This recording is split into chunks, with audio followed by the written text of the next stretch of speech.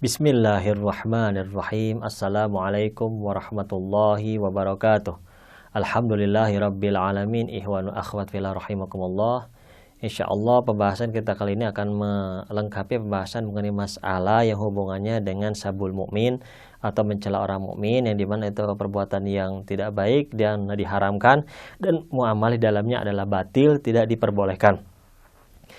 Di dalam masalah menghina orang mukmin, di dalam masalah ini ada pengecualian, ya, di mana ada beberapa pengecualian ya dalam masalah ini. Misalnya yang pertama, ada 4 atau 3, ya, kita bisa membagi dalam 3 bagian ataupun 4 bagian, tidak menjadi masalah, tetapi pada umumnya adalah 3 bagian, yang dimana yang bagian pertama itu ada 2 bagian, jadi bisa jadi 4 bagian dalam masalah ini. Bagian pertama adalah kepada orang ahli bid'ah atau ahli mubtadi, ya, atau orang yang mencetuskan bid'ah, yang menyebarkan bid'ah, baik bid'ah dalam masalah i'tiqadi ataupun selain daripada masalah keyakinan.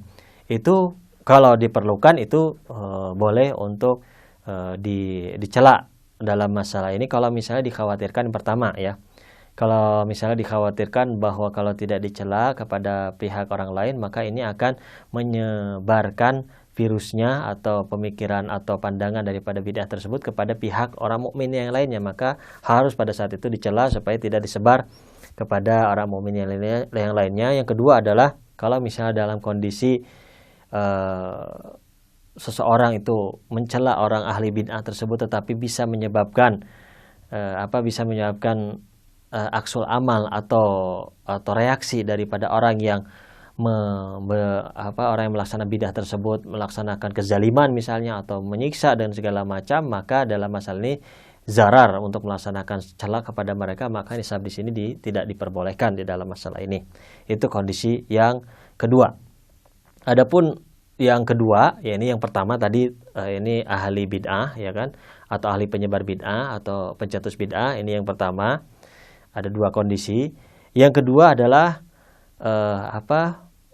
seorang yang dicela tersebut, misalnya kita boleh mencela dengan tujuan untuk membalas, tapi dengan kadar apa yang dicela, gitu. Dengan tujuan apa yang dicela, misalnya dia mencela kita balas dengan kadar yang apa yang dicelanya, tidak boleh lebih, ya, dalam masalah ini diperbolehkan, walaupun lebih baik tidak, tetapi itu diperbolehkan dalam masalah ini. Yang ketiga, dalam masalah ini kalau misalnya seorang tersebut adalah secara zohir atau mutajahir atau orang yang terang-terangan melaksanakan kefasikan atau kemungkaran, maka dalam masalah diperbolehkan untuk mencela orang tersebut di dalam masalah. Jadi 3 kondisi yang diperbolehkan atau dikecualikan untuk mencela seseorang tersebut.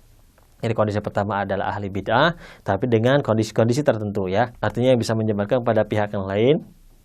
Itu yang kondisi yang pertama. Yang kedua, kalau misalnya menyebabkan reaksi yang buruk, maka mencelanya jadi haram.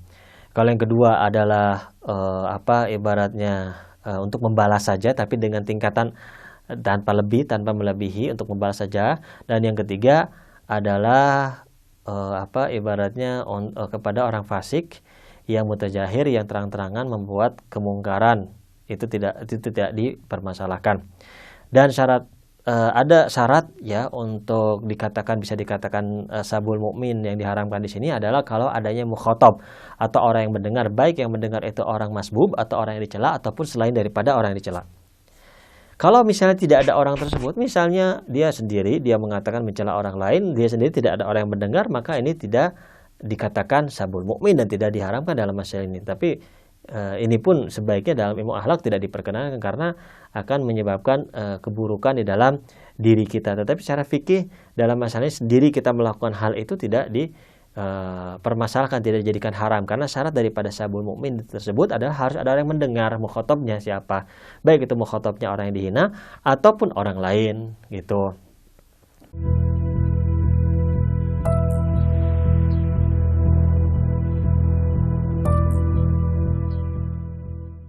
Dan muamalah dalam masalah ini untuk sabul mukmin atau untuk mencela orang mukmin itu haram hukumnya.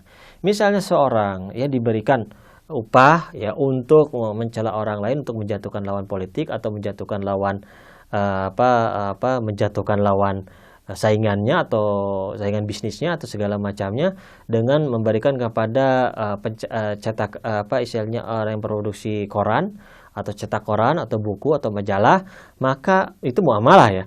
Dan orang yang mencetaknya itu melakukan perbuatan yang haram, tidak diperbolehkan, dan tetap uang yang diterima adalah batil. Dalam masalah ini tidak bisa dipakai uang yang hasil daripada pekerjaan tersebut. Jadi itu bisa dimasukkan dalam bab muamalah.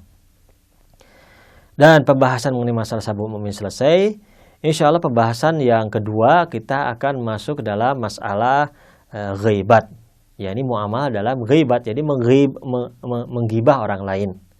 Muamalah dalam menggibah orang lain. Sebenarnya ghibat itu apa sebenarnya? Secara makna ghibah itu apa? Karena kita kadang-kadang tercampur dengan masalah yang lain dalam masalah ini. Apa ini diperbolehkan? Apa ini ghibat atau bukan ghibat?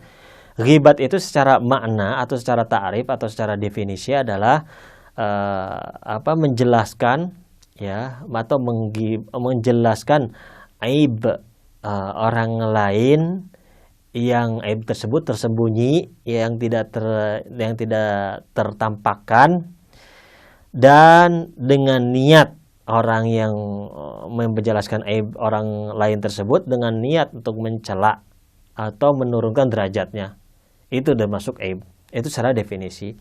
Sekarang yang bisa dikatakan atau misalnya kalau bisa kita katakan rukunnya ya atau syarat-syaratnya bisa dikatakan aib itu ya, kalau misalnya kayak saya katakan yang muktabar lah, kalau misalnya bila dibilang yang muktabar yang bisa dikatakan sebagai ghibah, itu yang pertama harus adanya aib di sini.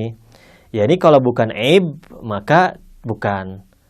Yang kedua, dalam masalah ini aibnya tersebut tersembunyi. Kalau maksuf itu bukan, artinya orang yang aibnya terbuka itu bukan. Yang ketiga adalah adanya qasd atau niat untuk mencela. Kalau tidak ada niat itu juga bukan termasuk aib. Kita jelaskan yang pertama. Yang pertama ada misalnya kita katakan bahwa aib itu adalah berupa aib, bukan sesuatu yang kelebihan. Kalau kelebihan atau kebaikan itu tidak dikatakan aib. Walaupun orang misalnya yang mendengarnya atau masbubnya atau bukan aib, atau orang yang dighibahnya itu kalau kebaikan itu tidak ridho misalnya. Misalnya kita membicarakan orang lain karena dia itu rajin sholat tahajud, istilahnya memberikan hartanya untuk fakir miskin, berbuat amal soleh, walaupun orang yang melakukannya tersebut, yaitu orang pihak ketiganya tersebut tidak ridho untuk mendengar tersebut. Kenapa? Karena memang tidak mau untuk dikeluarkan hasilnya amal kebaikannya. Tetapi itu tidak dikatakan ghibah di sini. Itu tidak dikatakan ghibah di sini. Ghibah itu untuk masalah aib atau celah atau kecacatan dalam masalah kecacatan perbuatan, kecacatan jisim atau kecacatan dalam masalah hal-hal yang lain yang ada pada diri tersebut. Itu dikatakan aib. Jadi kalau bukan aib itu tidak bisa dijadikan atau disebut sebagai ghibah di sini. Yang kedua adalah harus tertutup, ya. Jadi harus tertutup aibnya tersebut. Kalau terbuka aibnya tersebut tidak bisa dikatakan aib. Jadi kalau misalnya sudah terbuka, memang aibnya terbuka, itu tidak bisa dikatakan ghibah di dalam masalah. Tapi mungkin dalam bab hal lain misalnya mencela. Misalnya karena dia misalnya izhar misalnya ada cacat, tapi dia bicarakan, maka itu bisa dikatakan mencela, haram hukumnya, tetapi bukan masuk dalam bab ghibah. Ghibah itu adalah sesuatu yang cacatnya tertutup atau keburukannya tertutup. Itu dalam masalah ghibah. Dan yang sebagai parameternya adalah secara uruf. Jadi kalau uruf itu melihat itu adalah tertutup, maka itu bisa dikatakan ghibah kalau dibicarakan. Kalau tidak tertutup maka tidak dikatakan ghibah, tapi ada bab yang lain yang membahasnya. Misalnya mencela itu tetap haram hukumnya. Dan yang terakhir, misalnya kita mengenai masalah niat. niat untuk mencela. Kalau tidak ada niat untuk mencela, misalnya kita untuk menasihati pihak yang lain, yang pihak ketiga tersebut supaya berubah akhlaknya, atau misalnya niat dan niat demikian, bukan niat untuk ghibah dengan demikian, maka itu bukan dikatakan ghibah. Insya Allah dalam pembahasan selanjutnya kita akan lanjutkan pembahasan mengenai masalah ghibat ini. Yang pembahasan ini masih ada beberapa hal yang belum kita bahas dalam pertemuan dan pelajaran selanjutnya, insyaallah. Wabillahi taufiq wal hidayah wal inayah. Wassalamualaikum warahmatullahi wabarakatuh.